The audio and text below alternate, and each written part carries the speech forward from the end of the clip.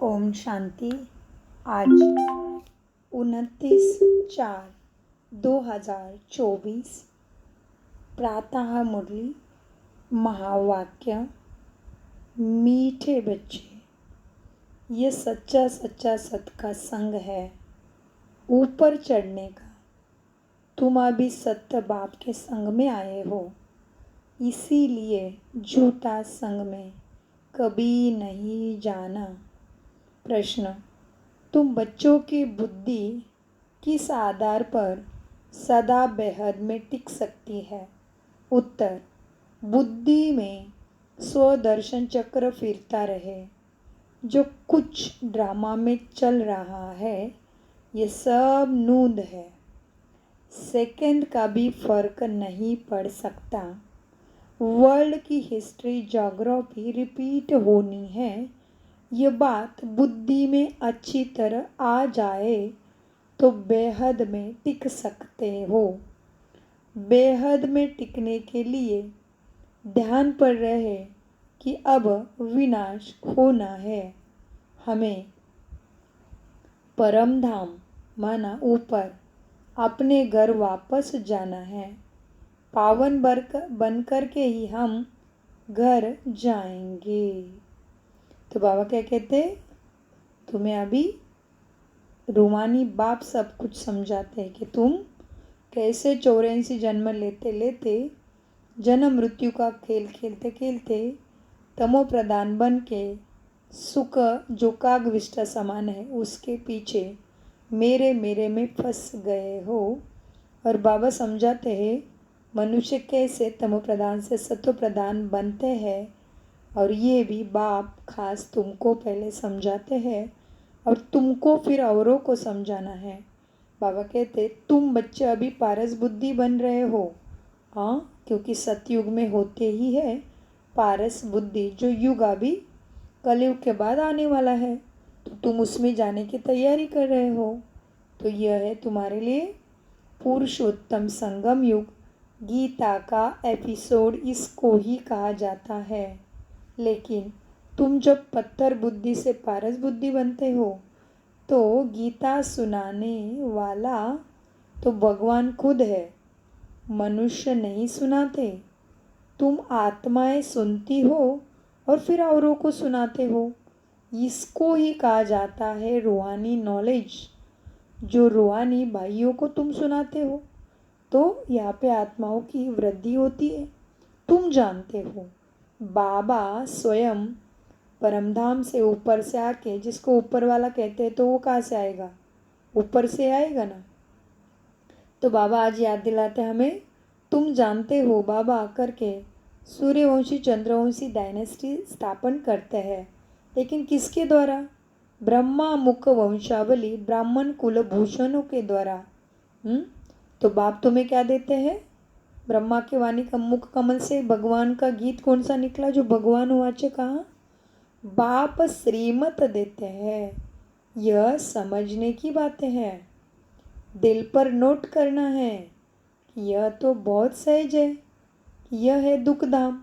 अभी हमको शरीर छोड़ घर जाना है। क्यों? कलयुग के बाद सतयुग है। बात तो बहुत छोटी सी और सहज है। भल तुम न पढ़े हो तो भी कोई हर्जा नहीं, तो पढ़ना जानते हो।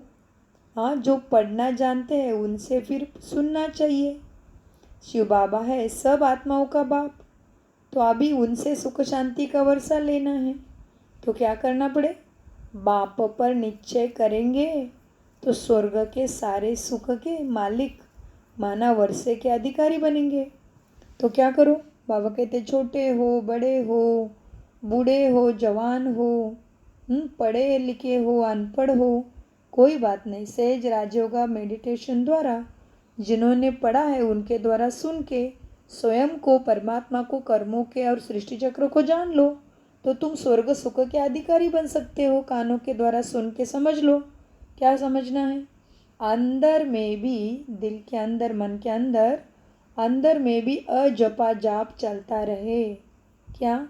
शिव बाबा से बेहद सुख स्वर्ग का वर्षा हमें मिल रहा है, इसलिए शिव बाबा को ज़रूर मन बुद्धि में याद करना। अब बाबा को याद करना माना क्या? बाबा के शिक्षा को अपने संस्कार, कृति, वृत्ति, दृष्टि में, समर्थि में लेके आना। तो बाबा कहते हैं, शिव बाबा से तुमको सारे विश्व का राज्य मिलता, तो छोटे छोटे बच्चों को भी तुम्हें ये समझाना चाहिए। हर एक आत्मा का हक है ना बाप से अपना सुख शांति का वर्षा लेना। ये सभी आत्मा का बर्थ राइट है। कल्प कल्प लेते भी ज़रूर है। तुम वर्षा लेते हो जीवन मुक्ति का। जिनको मुक्ति का वर्षा मिलता है वह भी जीवन मुक्ति में आते ज़रूर है। पहला जन्म तो सुख का होता है। तुम्हारा यह 84वां जन्म, ये सारी नॉलेज तुम्हारी बुद्धि में रहनी चाहिए। बेहद का बाप हमको पढ़ाते हैं, ये मत भूलो।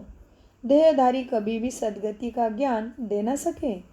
बाबा कहते क्योंकि वो देह में है, तो उसमें रूह, रूह माना लाइट, प्रकाश, प्रकाश स्वरूपम, ज्योति स्वरूपम तो बाबा है, जिसको शरीर का आकार ही नहीं है। तो बाबा कहते हैं कभी नहीं भूलना कि देहधारी कभी ज्ञान सदगति का दे न सके। उसमें रूहानी ज्ञान होता ही नहीं। तुमको समझाया जाता है क्या? सब आत्मा भाई भाई समझो, क्योंकि तुम सभी परमात्मा की संतान है। तो जिसका बाप एक है वो क्या हो गए? भाई भाई हो गए ना। तो बाबा कहते हैं अब भगवान तो है ट्रुथ, सत्य, सत्यम शिवम सुंदरम, महादेव। देवता भी भगवान से ट्रुथ सीखते हैं। श्री कृष्ण ने भी यह पद कहाँ से पाया? लक्ष्मी नारायण ने यह पद कहाँ से पाया? क्या कर्म किया? कोई बता सकेगा? अभी तुम ही जानते हो। निराकार बाप ने उन्हें को ऐसा कर्म सिखाया। कैसे? ब्रह्मा द्वारा ज्ञान दिया। यह है सृष्टि, है ना। अभी तुम हो प्रजापिता ब्रह्मा कुमार कुमारियाँ।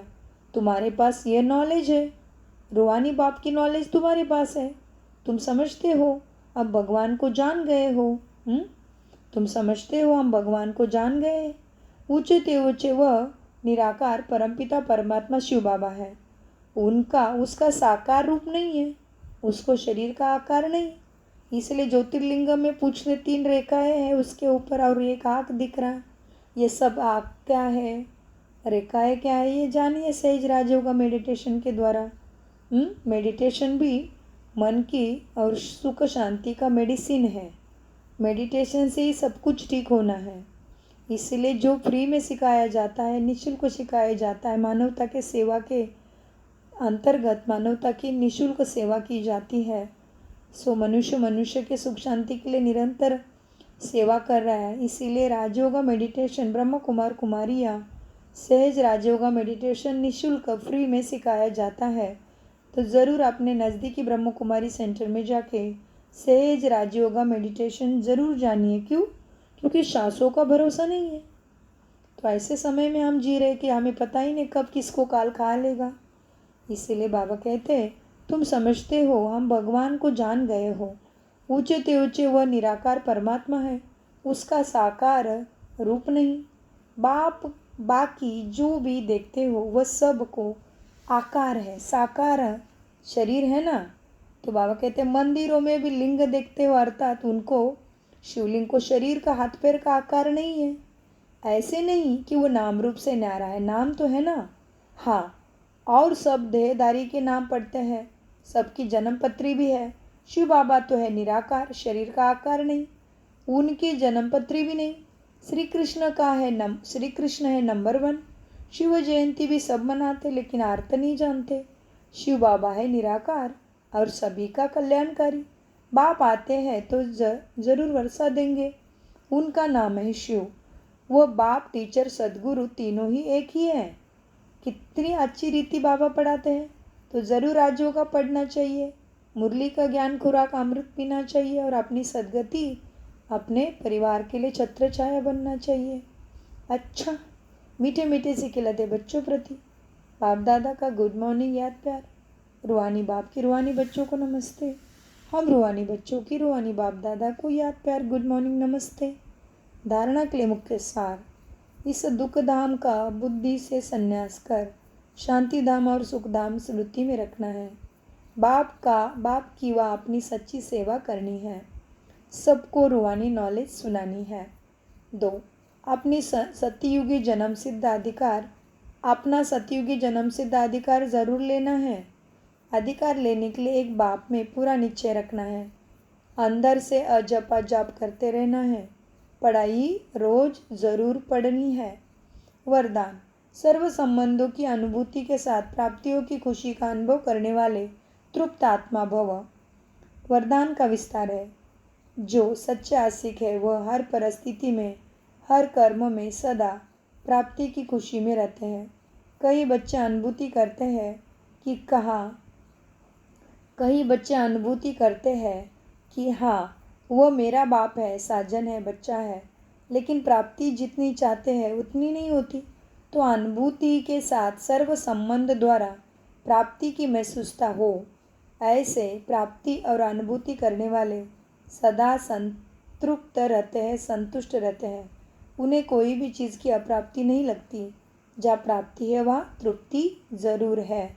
क्योंकि बाबा क्या कहते हैं, सर्व संबंध की अनुभूति बाप से कराओ। क्योंकि हमने कहा है ना, तमेव माता च पिता तमेव। तो जो बोला है वह अनुभव करने का समय, माना ही सदगति प्राप्त करने का समय है।